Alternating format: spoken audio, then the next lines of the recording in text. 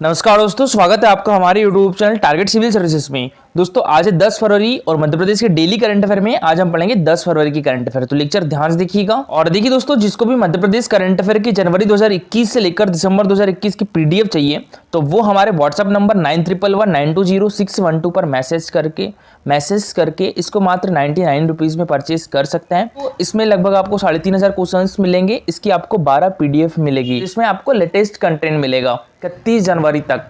चलिए डेज का रिवीजन कर ले। तो 1 फरवरी को हमने भारतीय तटरक्षक की वर्षगांठ मनाई थी और ये कौन सी वर्षगांठ थी दोस्तों? ये 46वीं वर्षगांठ थी। 2 फरवरी को विश्व वेटलैंड दिवस मनाया था। 4 फरवरी को विश्व कैंसर दिवस मनाया था।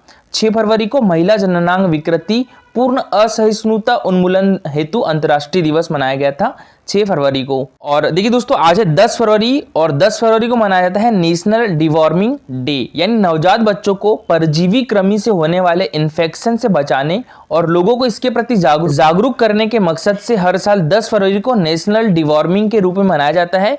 और सबसे पहली बार इस दिन का जो आयोजन है दोस्तों सन 2015 में केंद्रीय स्वास्थ्य एवं परिवार कल्याण मंत्रालय द्वारा किया गया था। दोस्तों हमारे स्वास्थ्य मंत्री कौन है? मनसुख मांडविया है। ठीक है दोस्तों, यह संक्रमण खासतौर से सॉइल ट्रांसमिटेड हेलमिंथ्स अर्थात पेट के परजीवी से फैलता है और यह परजीवी पेट में मौजूद होते हैं जो खुले में शौच करते वक्त, मिट्टी को छूने, जमीन पर कुछ गिरा हुआ उठाकर खाने आदि द्वारा बच्चों की आंतों में पहुंचकर अंडे दे देते हैं और बच्चों के पोषण को अपने विकास में इस्तेमाल कर लेते हैं, जो धीरे धीरे कुपोषण, एनीमिया, मानसिक और कुष्ठ रोग जैसी बीमारियों को जन्म देते हैं। दोस्तों पेट में कीड़े के लक्षण कौन कौन से होते हैं? तो वजन कम होना, दस्त लगना, पेट दर्द और ऐंठन होना, मल त्याग करते समय खून आना, हल्का बुखार, आंखें लाल होना। तो ये ऐसे कुछ लक्षण है। और इससे हम दोस्तों बचाव किस टाइप से कर सकते हैं? बच्चों को हमेशा शौचालय में ही शौच करवाएं। ध्यान रखें कि जो पानी बच्चे पी रहे हैं वो पूरी तरह से साफ हो। बच्चों के नाखून और हाथ पैर हमेशा साफ सुथरे रखें। मिट्टी में खेलने के बाद खासतौर से सफाई जरूरी है। खाना बनाने और खाने की जगह पूरी तरह से स्वच्छ हो। कृमियों से बचाव के लिए 1 से 19 साल तक के बच्चों को कृमिनाशक दवाई खिलाना जरूरी है। चलिए दोस्तों, सबसे पहले हमने जो कल करंट अफेयर पढ़ा था उसका रिवीजन कर लेते हैं, उसके बाद स्टार्ट करेंगे हम आज की करंट अफेयर। तो कल के करंट अफेयर में पहला क्वेश्चन था हमारा, मध्य प्रदेश में कितने मेडिकल कॉलेजों में दोस्तों IVF सेंटर, इसकी फुल फॉर्म क्या होती है दोस्तों? इन विट्रो फर्टिलाइजेशन सेंटर खुलेंगे। तो ये 6 जिलों में दोस्तों, ठीक है, हमारे मध्य प्रदेश के 6 मेडिकल कॉलेजों में IVF सेंटर खुलेंगे। और दोस्तों वो कौन कौन से हैं? तो एक तो ग्वालियर, भोपाल, इंदौर, रीवा, जबलपुर, सागर। ठीक है, और ये घोषणा किसके द्वारा की गई है दोस्तों? हमारे मध्य प्रदेश के चिकित्सा शिक्षा मंत्री कौन है? विश्वास सारंग जी, तो इनके द्वारा की गई है। दोस्तों IVF इसकी फुल फॉर्म क्या होती है? In vitro fertilisation. तो दोस्तों इन विट्रो फर्टिलाइजेशन कहते हैं किसे है? देखिए आप सभी लोगों ने टेस्ट ट्यूब बेबी का नाम तो सुना ही होगा। तो ये इन विट्रो फर्टिलाइजेशन का दूसरा नाम ही टेस्ट ट्यूब बेबी है। ठीक है, ये वो प्रोसेस है दोस्तों जिसमें स्पर्म और एग लेबोरेटरी में मिक्स किया जाता है। इसको हम दोस्तों फर्टिलाइजेशन कहते हैं। फिर एम्ब्रियोज बनते हैं यानी भ्रूण बनते हैं और ये लेडी के यूट्रेस में दोस्तों 2 से 3 दिन बाद फिर वापस डाला जाता है। जो सक्सेस रेट है वो काफी ज्यादा है, एक ट्राई में लगभग 60 से 70% हो सकता है। और दोस्तों ये उन कपल्स में यूजफुल है जिनमें ट्यूब बंद है, जिनका स्पर्म बहुत ही कम है या कोई भी ट्रीटमेंट काम नहीं हो पा रहा है। नेक्स्ट क्वेश्चन दोस्तों हमारा, सीहोर जिले की तहसील बुधनी का जन्मदिवस कब मनाया जाएगा? तो ये 6 मार्च को मनाया जाएगा। तो इसका आंसर क्या हो जाएगा? Option number D. ठीक है, 6 मार्च को। और बुधनी किस डिस्ट्रिक्ट में आता है दोस्तों? सीहोर डिस्ट्रिक्ट में आता है। और बुधनी से ही दोस्तों हमारे जो मुख्यमंत्री है शिवराज सिंह चौहान, ये विधायक भी है। नेक्स्ट क्वेश्चन दोस्तों हमारा, किस जिले में स्थित राज्य शूटिंग अकादमी परिसर में अंतरराष्ट्रीय स्तर का अत्याधुनिक इंडोर शूटिंग रेंज बनेगा दोस्तों? तो आपको बताना है कि राज्य शूटिंग, हमारे मध्य प्रदेश की राज्य शूटिंग अकेडमी कहां पर है? तो ये भोपाल डिस्ट्रिक्ट में है। ठीक है, तो इसका आंसर क्या हो जाएगा? Option number b, Bhopal district. देखिए दोस्तों 2020 का शूटिंग के क्षेत्र में एकलव्य पुरस्कार किसे मिला है? तो ये प्रीति रजक को मिला है। ठीक है, इनका संबंध किस डिस्ट्रिक्ट से है? तो होशंगाबाद डिस्ट्रिक्ट से है। मध्य प्रदेश सरकार के द्वारा दिया जाने वाला खेल के क्षेत्र में सर्वोच्च पुरस्कार कौन सा है? विक्रम पुरस्कार है। तो इस बार शूटिंग के क्षेत्र में विक्रम पुरस्कार किसे दिया गया है दोस्तों? सुनिधि चौहान को दिया गया है। और इनका संबंध किस डिस्ट्रिक्ट से है? तो भोपाल डिस्ट्रिक्ट से है। ठीक है, तो एकलव्य पुरस्कार 2020 शूटिंग के क्षेत्र में प्रीति रजक को मिला है। इनका संबंध होशंगाबाद डिस्ट्रिक्ट से है। और शूटिंग के क्षेत्र में विक्रम पुरस्कार 2020 सुनिधि चौहान को मिला है। इनका संबंध भोपाल डिस्ट्रिक्ट से है। इस क्वेश्चन है दोस्तों हमारा, विद्युत कार्मिकों की पेंशन योजना में कंपनी के मासिक अंशदान में कितने प्रतिशत की वृद्धि हुई है दोस्तों? तो ये 14% की वृद्धि हुई है। तो इसका आंसर क्या हो जाएगा? Option number B. क्वेश्चन है हमारा, हाल ही में मध्य प्रदेश सरकार के द्वारा राज्य में कितने नगर परिषद का गठन किया गया दोस्तों? तो ये 4 नगर परिषद का गठन किया गया है और ये मोस्ट इंपॉर्टेंट है दोस्तों, ठीक है।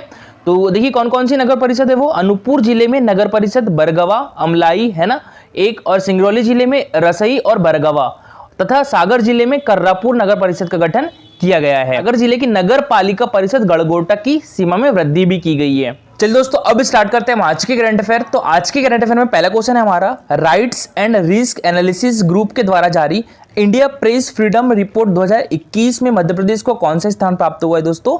तो ये हुआ है तृतीय स्थान प्राप्त हुआ है हमारे मध्य प्रदेश को। तो इसका आंसर क्या हो जाएगा? ऑप्शन नंबर सी, ठीक है, तृतीय स्थान। दोस्तों इसमें तृतीय स्थान प्राप्त हुआ है तो इसके लिए खुश होने की जरूरत नहीं है, क्योंकि देखिए इसमें सबसे ज्यादा खराब स्थिति है मध्य प्रदेश की। सबसे ज्यादा खराब स्थिति किसकी है? प्रथम स्थान पर जम्मू कश्मीर है दोस्तों, द्वितीय स्थान पर उत्तर प्रदेश है, तृतीय स्थान पर कौन सा है? तो ये हमारा मध्य प्रदेश है। चतुर्थ स्थान पर कौन सा है दोस्तों? त्रिपुरा है, ठीक है। इंडिया प्रेस फ्रीडम रिपोर्ट 2021 को हाल ही में rights and risk analysis group द्वारा जारी किया गया और इस रिपोर्ट के मुताबिक देश में 13 मीडिया हाउस और अखबारों को निशाना बनाया गया है। 108 पत्रकारों पर हमला किया गया है और 6 पत्रकार मारे गए हैं। सबसे ज्यादा पत्रकार हमले जम्मू कश्मीर में हुए हैं और जम्मू कश्मीर में पत्रकारों को 25 से अधिक हमलों का सामना करना पड़ा। दोस्तों दूसरे स्थान पर उत्तर प्रदेश रहा 23 हमलों के साथ, और यूपी के बाद दोस्तों हमारे मध्य प्रदेश का स्थान है 16 हमलों के साथ। उसके बाद त्रिपुरा, दिल्ली, बिहार, असम, और देखिए हमारे मध्य प्रदेश से जो अलग होकर बना था छत्तीसगढ़, उसकी भी स्थिति हमसे बहुत बेहतर है। देखिए यहाँ जम्मू कश्मीर में सबसे ज्यादा हमले हुए हैं, दूसरी ओर त्रिपुरा में गैर राज्य तत्वों द्वारा अधिक हमले किए गए हैं। 8 महिला पत्रकारों को सम्मान, प्राथमिकी और गिरफ्तारी का सामना करना पड़ा है और 24 पत्रकारों को उनके काम करने के लिए शारीरिक रूप से हमला किया गया है, उनके कार्य को बाधित किया गया है और उन्हें धमकाया गया है और परेशान किया गया है। 2021 में पत्रकारों के खिलाफ दोस्तों 44 एफआईआर दर्ज की गई है। इनमें से 21 एफआईआर जो है आईपीसी की धारा 153 के तहत दर्ज की गई है। और हम यहाँ पर आईपीसी की धारा 153 की, तो कोई भी व्यक्ति जो ऐसे काम करता है जो दूसरे के लिए अवैध या उत्तेजक है, उन्हें कारावास से दंडित किया जाएगा। देखिए दोस्तों हमारी जो कंट्री है वो एक डेमोक्रेटिक कंट्री है, तो इसके 4 स्तंभ माने गए हैं। कौन कौन से? एक तो विधायिका, एक कार्यपालिका, न्यायपालिका और पत्रकारिता। तो इसमें जो पत्रकारिता है दोस्तों, इसको हमारे लोकतंत्र का चौथा स्तंभ माना गया है। दोस्तों हमारा देश का चौथा व पश्चिम मध्य रेलवे का पहला रेल कोच रेस्टोरेंट की शुरुआत कहां से की जाएगी?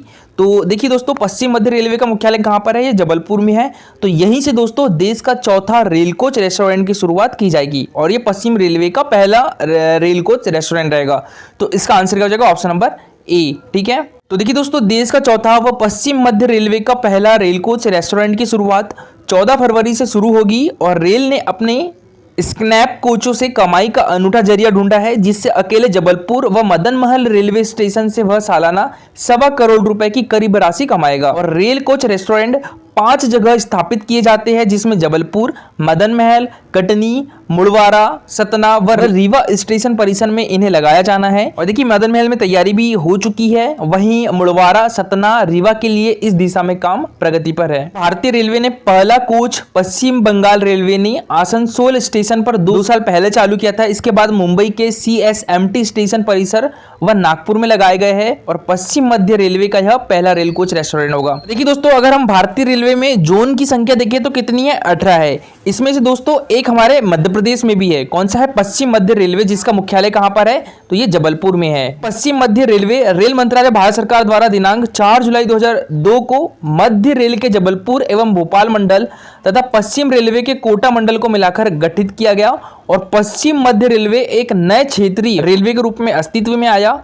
पश्चिम मध्य रेलवे जोन का मुख्यालय कहां पर है? तो ये जबलपुर डिस्ट्रिक्ट में है और पश्चिम मध्य रेलवे के अंतर्गत आने वाले डिवीजन में जबलपुर, कोटा और भोपाल शामिल है। नेक्स्ट क्वेश्चन दोस्तों हमारा, देखिए हाल ही में पेंच नेशनल पार्क की पाटदेव वाली बाघिन कितने शावकों को जन्म देने का रिकॉर्ड बनाया है दोस्तों? इसने तो 5 शावकों को जन्म देने का रिकॉर्ड बनाया है। तो इसका आंसर क्या हो जाएगा? ऑप्शन नंबर बी, ठीक है। पाटदेव वाली बाघिन का नाम याद रखिएगा दोस्तों, इसने अभी 5 शावकों को जन्म देने का रिकॉर्ड बनाया है। इसके पहले किसके नाम था दोस्तों ये रिकॉर्ड? तो वो कॉलर वाली बाघिन के नाम था, ठीक है। और जो कॉलर वाली बाघिन थी दोस्तों, ये इसी की माँ थी, पाटदेव वाली बाघिन की। और देखिए दोस्तों कॉलर वाली बाघिन की अभी हाल ही में 15 जनवरी को निधन हो गया था। कॉलर वाली बाघिन के द्वारा दोस्तों सबसे ज्यादा शावकों को जन्म देने का रिकॉर्ड भी है। कितने जन्म दिए थे दोस्तों कॉलर वाली बाघिन ने? 29 शावकों को जन्म दिए थे। और इसके बारे में दोस्तों हमारे देश के प्रधानमंत्री नरेंद्र मोदी ने मन की बात में भी डिस्कस किया था, ठीक है। तो देखिए पेज की कॉलर वाली बाघिन की तरह अब उसकी बेटी पांडदेव वाली बाघिन भी सुपर मॉम बन चुकी है। 12 साल की इस बाघिन ने चौथी बार में एक साथ 5 शावकों को जन्म दिया है। ठीक ऐसे ही उसकी मां ने भी दोस्तों 12 साल की उम्र में एक साथ 5 शावक जन्मे थे और अब तक दोस्तों वो 16 शावकों को जन्म दे चुकी है। पहली बार में दोस्तों इसने 3 शावकों को जन्म दिया था, दूसरी बार में 4 शावकों को और तीसरी बार में भी 4 शावकों को और चौथी बार में इसने दिए हैं 5 शावकों को जन्म। ठीक है, तो ऐसे ये 16 शावकों को जन्म दे चुकी है। और कॉलर वाली बाघिन ने दोस्तों 29 बच्चों को जन्म दिया था। 15 जनवरी को ही उसकी मौत हुई थी और देश में सबसे ज्यादा शावकों को जन्म देने का रिकॉर्ड भी उसके नाम है। पेज के वन्य प्राणी चिकित्सा डॉक्टर अखिलेश मिश्रा के मुताबिक इस बाघिन में मां के जीन्स का असर दिखाई दे रहा है और यह बाघिन 2010 में कॉलर वाली बाघिन के चौथी बार जन्मे 5 बच्चों में शामिल थी।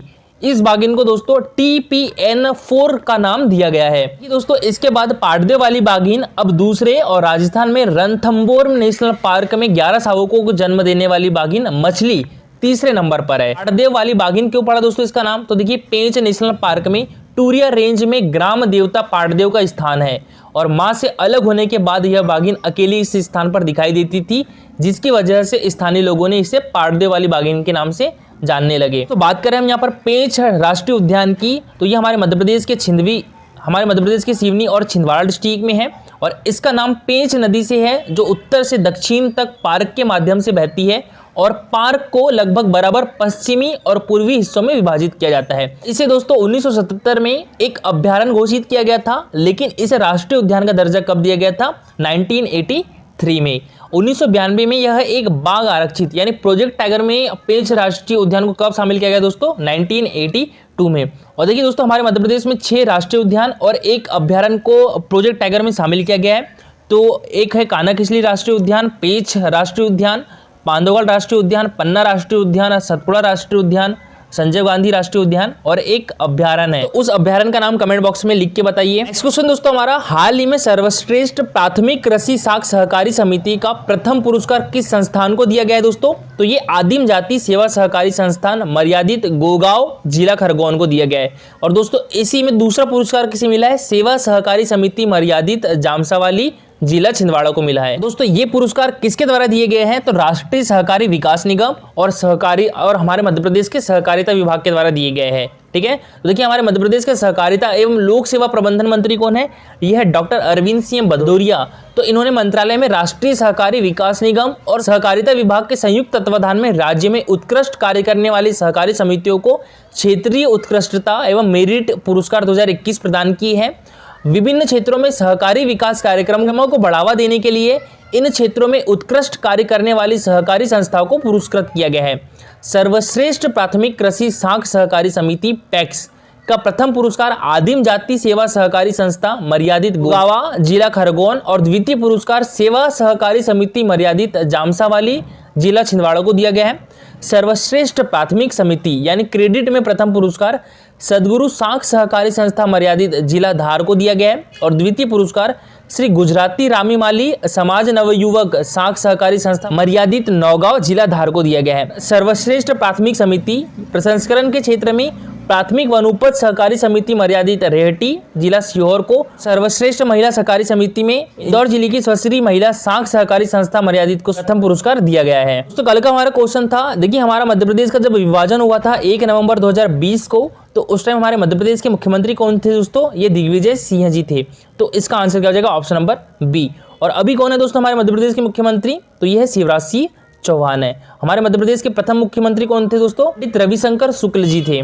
और आज के लिए आपका क्वेश्चन है दोस्तों, गोटमार मेला मध्य प्रदेश के किस जिले में लगता है?